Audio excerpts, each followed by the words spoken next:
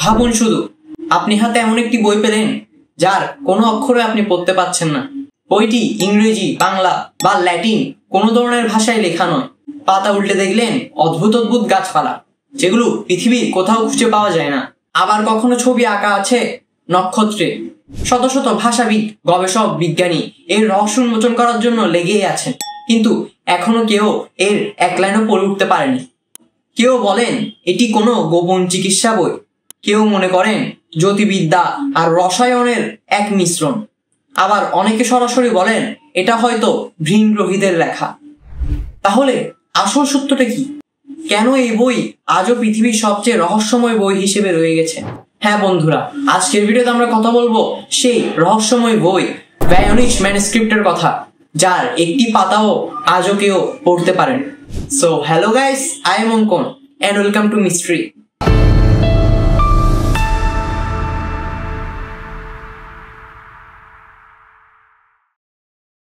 সময় 1912 সাল। একজন বিখ্যাত বই সংগ্রাহক উইলফ্রিড ভয়নিচ ইতালির রোমের কাছে এক বিশ্ববিদ্যালয়ে লাইব্রেরিতে তিনি ঢুকলেন। সেখানে ধুলোমাখা এক বুকশেলফে তিনি একটি বই খুঁজে পেলেন।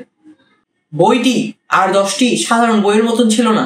মলাট করা হয়েছিল পুরানো চামড়া দিয়ে, পাতার প্রান্ত ঝাপসা হলুদে, আর ভেতরের ভরা অদ্ভুত অচেনা অক্ষর আর অনুভূতি ছবি। তিনি বইটি খুলে অবাক হয়ে গেলেন, কারণ সেখানের কোনো লেখাই তিনি বুঝতে পারলেন না।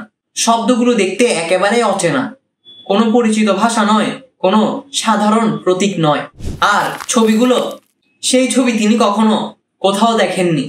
অদ্ভুত উদ্ভিদ, এমন সব ফুল পাতা যেগুলো পৃথিবীতে নেই, তার সঙ্গে জ্যোতির্বিজ্ঞানীর সব চিহ্ন। ভয়নিচ এতটাই বিঞ্চিত হলেন যে তিনি সাথে সাথেই বইটি কিনে নিলেন। এরপর তিনি এটি বিশ্বের সামনে প্রকাশ করলেন। তখন থেকে এই বইটির নাম হলো ভয়নিচ ম্যানুস্ক্রিপ্ট। এই বইটি যেহেতু ভয়নিচ আবিষ্কার করেছিলেন, তাই তার নাম অনুসারে এই বইটির নাম রাখা হয়েছিল।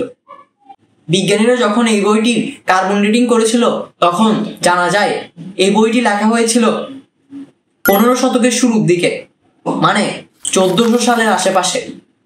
অর্থাৎ ভয়নিচ আবিষ্কার করার শত শত বছর আগে এটি কোনো লেখক লিখে রেখে গেছে। কিন্তু প্রশ্ন হচ্ছে, কে লিখেছিল, কেন লিখেছিল, এবং এই অচেনা ভাষার মানে আসলে কি? এই প্রশ্নের উত্তর এখনো কেউ খুঁজে পায়নি। ভয়নিচ ম্যানুস্ক্রিপ্টের সবচেয়ে বড় রহস্য হলো এর ভাষা এবং লিপিগুলো। যে অক্ষরগুলো ভিতরে লেখা ছিল তা কোনো পরিচিত ভাষার সঙ্গে মেলে না। না ল্যাটিন, না ইংরেজি, না কোনো প্রাচীন ইউরোপীয় ভাষা।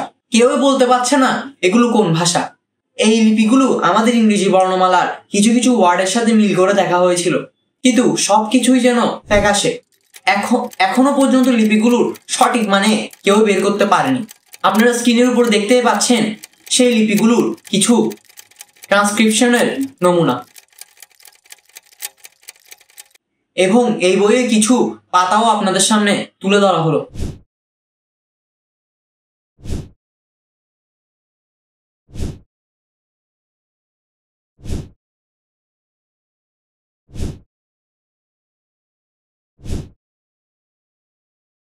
আপনারাই চেষ্টা করে দেখুন কোনো মিনিং বের করতে পারেন নাকি।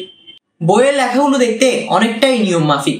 একই শব্দ বারবার ব্যবহার করতে দেখা যায়, কিন্তু এর মানে বোঝা যায় না। গবেষকরা ভাবছেন এটি হয়তো কোনো কোড বা সংকেত।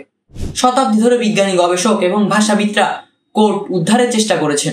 কেউ এটা প্রাচীন ওষুধ বা ভেষজ সংক্রান্ত লেখা বলছেন, কেউ বলেন এটি কোনো জ্যোতির্বিদ্যা বা রসায়ন বিষয়ক রহস্যময় নোট। আবার কেউ কেউ বলছেন এটি ভিনগ্রহীদের লেখা, কারণ কিছু কিছু চিত্র পৃথিবীর জীব বা উদ্ভিদের সাথে মিলে না। এমনকি 1940 থেকে 50-এর দশকে দ্বিতীয় বিশ্বযুদ্ধের সময় সেরা কোড ব্রেকাররাও চেষ্টা করেছিল এটি পড়ার, কিন্তু তারা ব্যর্থ হয়েছিল। এরপরে আধুনিক যুগে কৃত্রিম বুদ্ধিমত্তার মাধ্যমেও অনেকবার চেষ্টা করা হয়েছিল, কিন্তু সবই ব্যর্থ। কেউ কেউ ভাবেন বইটি হয়তো এক ধরনের প্রতারণা, শতাব্দী আগে এক ধনীর বা জ্ঞানীর তৈরি, যার উদ্দেশ্য ছিল রহস্য সৃষ্টি করা। কিন্তু তাতে প্রশ্ন রয়ে গেছে, কেন এত যত্নে আঁকা হলো প্রতিটা চিত্র? কেন ভাষা এত নিখুঁতভাবে তৈরি করা হয়েছে? যা স্পষ্ট তা হলো এই বইয়ের সৃষ্টি, যা মানবজাতির জন্য কৌতূহলের জন্ম দিয়েছে। প্রতি পাতা ঘুরলেই মনে হয় আপনি কিছু বুঝতে পারছেন না, কিন্তু আরো জানতে ইচ্ছে হচ্ছে। ভয়েনিচ ম্যানুস্ক্রিপ্টের তথ্য নিয়ে মানুষের কৌতূহল যতই বাড়ে ততই নানা তথ্য জন্মেছে। কেউ বলেছে এটি প্রাচীন চিকিৎসা বা ভেষজ বই, যেখানে অজানা গাছপালা আর উদ্ভিদের বৈশিষ্ট্য বর্ণনা করা হয়েছে। আবার কেউ বলেন এটি সেই সময়ের জ্যোতির্বিদ্যা ও রসায়নের গবেষণার বই, যেখানে নক্ষত্র, গ্রহ এবং অজানা চক্রের ডায়াগ্রাম আঁকা হয়েছে। কিন্তু আবার কিছু মানুষ ভাবে এটি ভিনগ্রহীদের লেখা, কারণ কিছু উদ্ভিদ চিত্র আর নক্ষত্র পৃথিবীর সঙ্গে মেলে না। আবার অনেকেই মনে করেন সবকিছুই প্রতারণা। কিন্তু প্রতিটি তত্ত্বই একটি বড় প্রশ্ন হয়ে দাঁড়িয়েছে, কেন এত নিখুঁতভাবে এই বইটি তৈরি করা হয়েছে? প্রত্যেক তত্ত্বই মানুষের কল্পনাকে উস্কে দেয়, প্রত্যেক তত্ত্বই নতুন প্রশ্ন জাগায়। এই বই আজও শুধু একটি রহস্য নয়, বরং এটি একটি চিরন্তন ধাঁধা।